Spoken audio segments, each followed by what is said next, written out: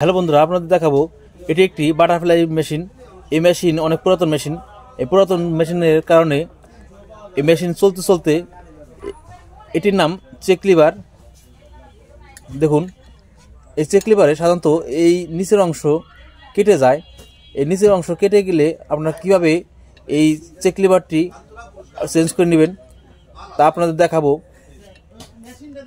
কারণ এটি যদি আপনারা না চেঞ্জ করেন, তা এই মেশিন যখন চলতে যাবে সুতাটি এখানে আসার সময় বারবার সুতা ছিঁড়ে যাবে, নিচের সুতায় সমস্যা দেখা দেবে, সুতা আসতে পারবে না। এর জন্য আপনার এটি কিভাবে চেঞ্জ করবেন তা আপনাদের দেখাবো। এটি প্রথম থেকে শেষ পর্যন্ত দেখতে থাকুন। প্রথমে এই হচ্ছে আপনার ফেস প্লেট। ফেস প্লেটের সাথে একটি নাট আছে, এই নাটটি আগে খুলে নিব এটির বাম মোচারে দিয়ে। এরপরে এভাবে উপর দিকে উঠে নিব। এই হচ্ছে আপনার ফেস প্লেট।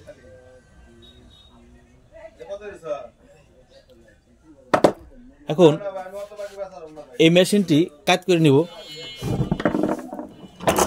এভাবে কাজ করে এখানে যে আপনার নাট আছে, এই নাটটি আপনার বড় একটি স্ক্রুড্রাইভার দিয়ে এটি বাম মোচার দিয়ে খুলতে হবে। এটি ডাইন মোচা যদি দেন তাহলে আপনার এটি খুলবে না, আর টাইট হবে।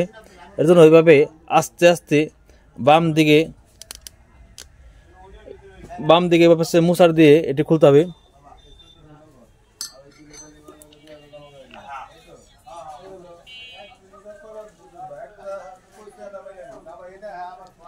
দেখুন, এই হচ্ছে আপনার কাটা।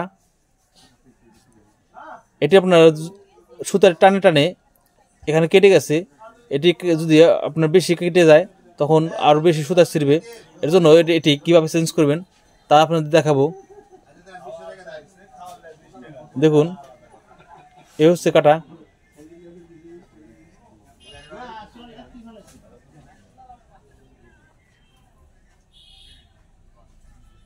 এখন এ ধরনের একটি চেক লিভার যে কোনো সেলাই মেশিনের দোকান থেকে এনে এই ধরনের একটি চেক লিভার লাগিয়ে নেবেন। এটি কিভাবে লাগাইতে হবে তা আপনাদের দেখাবো। এই হচ্ছে আপনার নতুন চেক লিভার। এই চেক লিভারটি আর এই হচ্ছে আপনার নতুন নাট।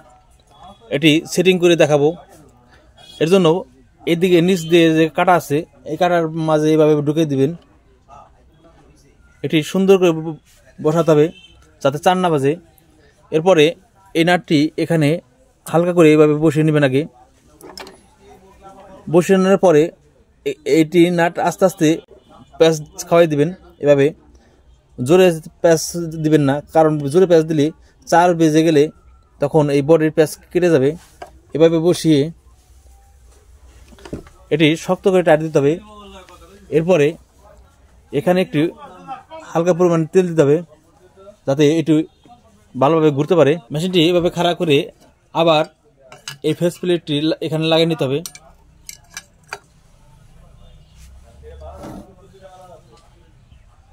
এই নাটটি আপনি শক্ত করে টাইট দিতে হবে যাতে এটি খুলে না আসে।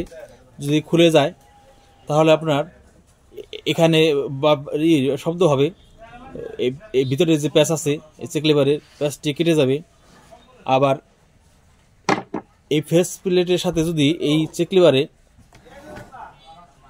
এখানে যে ঘষা লেগেছে এটি যাতে ঘষা না লাগে, এর জন্য এই হাত দিয়ে এইভাবে ধাক্কা দিবেন। ধাক্কা দিয়ে এই ধরনের এই পাশে এবং এই পাশে দুই পাশে এই ধরনের ফাঁকা রাখতে হবে। দেখুন, এই পাশে এবং এই পাশে দুই পাশে এভাবে ফাঁকা রাখতে হবে। ফাঁকা রেখে অনেক সময় দেখা যায় যে নিচে এবং উপরে দুই দিকে শব্দ হয়। শব্দ হলে তখন এই চেক লিভারটি